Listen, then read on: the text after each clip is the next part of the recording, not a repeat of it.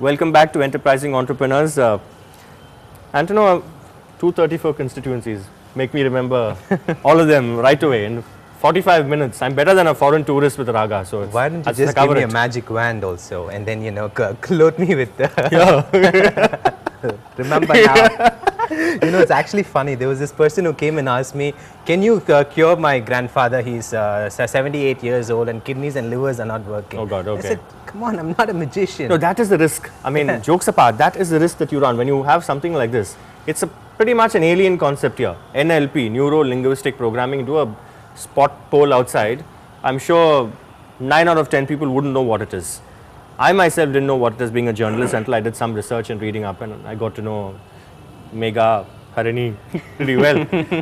So again, this thing of magic remedies that you can't solve all the problems, but then people tend to they wonder if you'd be able to. For instance, I think you've with some people who are paralyzed for the physically challenged for certain disabled groups, you have worked some improvement, right, in their lives. You made some difference. Yes, it was a diagnosis actually that I did, because the guy met with an accident and the doctor said it was a C5 injury, fracture, complete fracture. Medically, it means that it is impossible for him to have any kind of movement whatsoever below his chest. So for me, the first progress was when I was able to work with him 48 hours and I got movement back in the toes. So that was a diagnosis. It is a ray of hope saying. But do you know what you call a person who is not a doctor and who makes a diagnosis? Well, I don't call it a diagnosis. Okay. And I just call it a diagnosis. I tell them that I'm not a medical doctor and I am not going to here to make you all right. But since you requested for help, I'm going to do what I can, and if it works, it works. So now after I did that, the doctors made the diagnosis. So the doctors came back and said maybe there was an error in the report, maybe it was not a C5 fracture. So here's this guy who is lying down and doctor said it is a C5 fracture, impossible. And after I did that, now the doctors come and make a diagnosis and they're qualified. They say, okay, it might not have been a C5. And then, so then the first thing was to get movements, but then to be able to walk, you need 2 sets of nerves. One to be able to move and then to feel, so that you take feedback and then you balance your body. So the next time I worked with them, I brought back sensations. Very little on the toe, but it tells you that the nervous system is intact. So what you're saying is there are different categories of customers or clients or whatever you call them. Those that come for your practitioner's course, those who come as certified, I mean, in order to get a certificate, right? Yeah. Those who come with specific problems. Specific problems are not clients to School of Excellence. I just work with people, very few of them. On an honorary basis, is it? On an honorary basis, if they've tried everything So that's else. your School of Excellence is corporate social responsibility or CSR initiative. I'm giving you ideas. Actually, that led to School of Excellence. So people started speaking about us and then they came to us and they said, why don't you teach us how to do this? So how long have you been around with the School of Excellence? Just about 3 months old right now. 3 months young. Okay, and how many clients or how many students have passed through you so far? 3 months. We've trained 14 certified practitioners so far. And they in turn will go on to teach others? No, So they it's like- can't teach others, they can work with others. Okay. They can use the skills of NLP, and now to teach NLP is a different level altogether. I mean, Which only 2 of you have the resources to do. as School of Excellence, yes. Okay. Again, I'm coming back to, because you didn't answer the question the last time. What financial sense does it make for the 2 of you? Is it like gravy by the side, or is it your staple now? Right now it is the staple. And How do you see this growing? What is the growth trajectory? Yes, word of mouth, people talk about it. see, last week a friend of mine called me. He said, Solar, I've sold CDs. They call you Solar. They call you by middle name. Yeah, they also, call me Solar. Okay. So he said, we've sold learning material to about 10,000 schools in Karnataka. I didn't know there were 10,000 schools in Karnataka. And he said, all these schools want NLP program. We've spoken to them. Are you willing to take it? So we calculated, and it's about 10 lakh students. So the trajectory for School of Excellence is training more practitioners and hiring them into the talent pool. So we have right now a market and paying customers ready to pay for 10 lakh students. Right now we have, including both of us, maybe 5 or 6 people who can deliver for us. So the trajectory is this: we see a huge market, and this is just one state, it's Karnataka, and it's just one specific domain, school education. Now, the same thing happened with MBA colleges. There are doctors who say, why don't we start a big level business using NLP. I mean, these are MDs who want to invest in this business.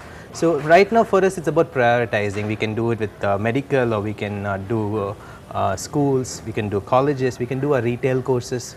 However, the vision that we originally started with is none of this.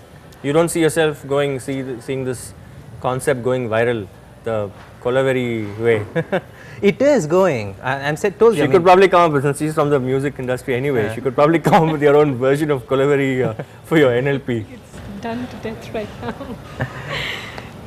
There's so much that's happened with the song, but I mean, what we do is, you know, like you said, things have just been happening on its own. Like we've had the education vertical coming up now. We've had doctors approaching us.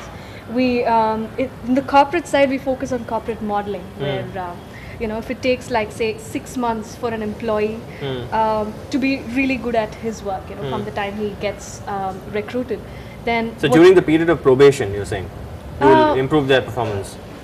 Like they've gotten trained and now they're on job, and for that person to be to do his job really well, I mean to deliver what is expected out give of him, them it takes incentives, that give them ESOPs, give them about- increments. Now companies will say we'll give you NLP. it's about, How many corporates have you serviced so far? we've done a few so far. We want to do just about 2 modeling projects this year, where we're talking to some Fortune 500 companies. So that's like a very specific niche thing that School of Excellence is going to be doing right now.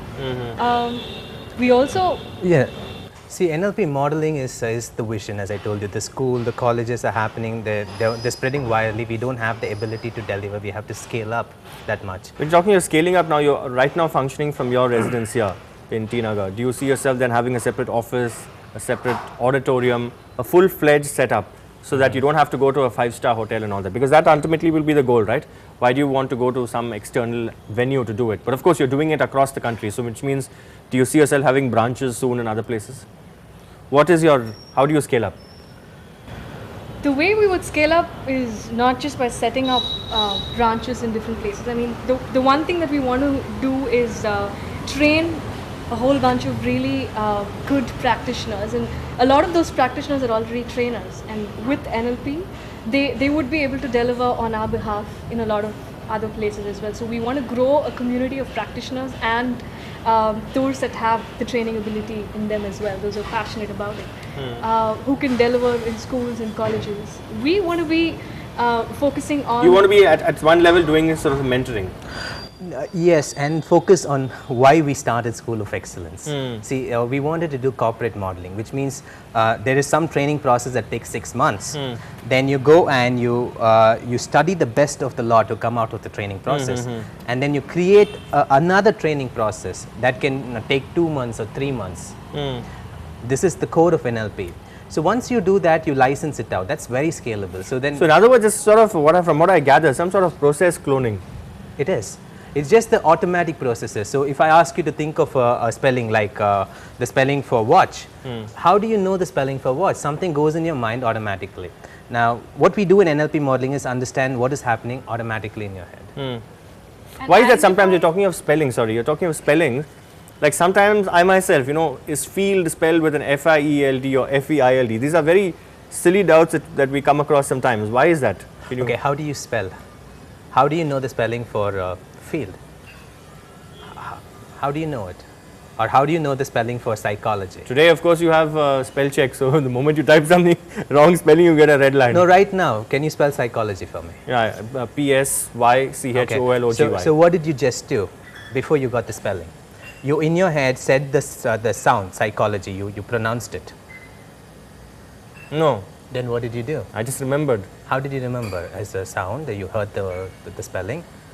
Or did you see the letters P-S-Y? Probably I saw the letters. Okay. Now this is the strategy good spellers use. Okay. Good spellers see the letters big in front of them. Bad spellers kind So of... I'm now a certified good speller. If you did, but from my calibration, you actually heard the sound because your eyes moved flat left and right in the center. So probably you're not so good speller. I don't know. I don't do a spell check. I want to ask you another very practical problem. In fact, one of my wife's former colleagues had, there was this little boy, actually a baby. And then, it was an, inter-religious, inter-caste, regional marriage. The boy's mother is a Bengali, the boy's father is a Tamilian. They had a maid who speaks Hindi at home. So they were speaking in different languages. They were speaking to the maid in Hindi. The husband and wife were speaking to each other in English. The wife was speaking to her mother in Bengali. The father was speaking to his parents in Tamil. And as a result, the child actually learned all the languages, and in one sentence was coming up with jumbled words, with words from every language. How would you address something like that? Well, see, part of how people learn language is not understood by us. Like you can take people from two different languages and you put them together. The child develops a language called pidgin. It's a language where there is no connection to the first language or the other language, and it has its own syntactic structure and grammar. I mean, psychologists have been trying to study how people learn languages, and is it in a neurology or is it a learned skill? And so you isolate somebody, they also pick up language, and it has been surprising how they do that. You have this series of, learn Tamil, learn Telugu, learn languages in 30 days. Is that actually possible? From an NLP perspective, the only way you learn language is by hearing people speak and you repeat it and imitate it. Every other thing. To read and write, for instance, I can speak Tamil, I can interview Karunanidhi in Tamil, and I have done, but I can't read or write Tamil. So do you interview him like a native would? Do you get to speak Tamil like a native Tamil? See, there are some politicians, not just him, there are some politicians who prefer to speak only in Tamil and who prefer to be asked questions only in Tamil. So it comes with that. Yeah, but about you, when you speak Tamil, do you speak like a native? I don't. You don't? Evidently not. And how did you learn? You learn by matching words. So this is the translation for this. Think about a child. That's not the way child learns. Child learns by imitating and by without knowing which is a verb and noun. They just repeat it. Nobody teaches a child grammar or syntax or tenses. Yeah, Renan Martin comes much later in life. Yeah. So if you want to speak like a native, that's the way you should have learned. But if you went to one of these learn in 30 days, then yes, you will learn, but you can't. So how long do you learn NLP in 1 week? You don't. You don't? No. You don't have a calendar sort of period for that? No. I did my master practitioner, and then from Richard Bandler, the founder, and came back and did horrible work. I tried to stop people smoking who came to me, and I didn't get any result. It took At me least try and stop them from smoking in public places, right? Because the ban is totally ineffective. It took me a long time of practice. So it's at least 2 years before you become an expert in this field. But I've been learning it for 8 years still. Okay, spell entrepreneur. Look at me. No. Spell entrepreneur. No. All right, since he's not going to spell entrepreneur, why don't, as a playback singer, give us your other avatar. Let your other avatar come to the fore. Belt out 4 lines of any song that you'd like. This is a song that's been really close to my heart. Dedicate this to enterprising entrepreneurs and the entrepreneurial spirit for those who want to follow their heart. For all those who want to follow your heart, this one's for you. There's a hero. If you look inside your heart, you don't have to be afraid of what you are. There's an answer if you reach into your soul, and the sorrow that you know will melt away. And then a hero comes along with the strength to carry on, and you cast your fears aside, and you know you can survive. Brilliant, brilliant. And without the lyrics also, so the hero was Antano who came along. No. Thank you so much. Pleasure talking to you. Sanjay. I'll call you Mega. Thanks a lot, Antano, and all the very best to you and to your entrepreneurial drive. Thank you. And spell entrepreneur next time. Off the camera. Yeah, of course. Anything off the camera.